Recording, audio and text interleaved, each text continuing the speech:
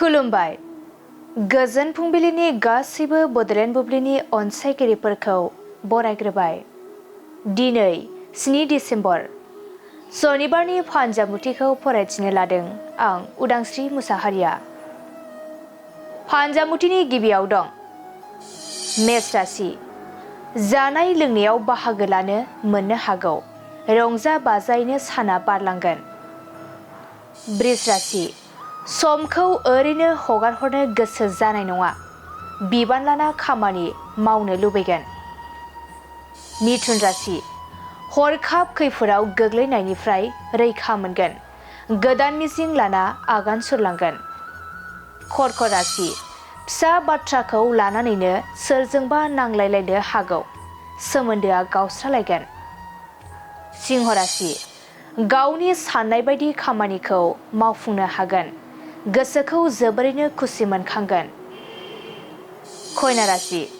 माबा मोनसे थांखि लानायाव सोरनिबा थुलुंगानाय मोनगोन। गोसोआ गोरा जागोन। तुला राशि। नखर संसाराव गोबां जेंना सोमजिनो हागौ। असान्थिजोंनो साना बारलांगोन। वृश्चिक राशि। सोरखौबा फसायना थादोंब्लाबो बुंथिना लानो हानाय नङा। गोसोआ उसुखुथु जाबाय थागोन। धनु राशि।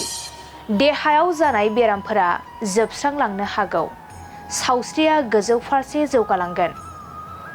मकर राशि। गावनि गोरोन्थियावनो रां खहा जानो हागौ। सानै हयै हाबा मावनाया मोजां। कुम्भ राशि। गोबावनिफ्रायनो हास्थायना थानाय मुवाखौ मोनफुंगोन। गोसोखौ गोजोन मोनगोन। मीन राशि। धोन दौलतआ खहा जानो हागौ।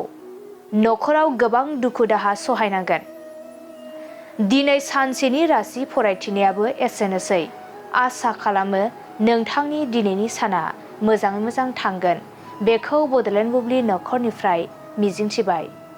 गोजोन्थों।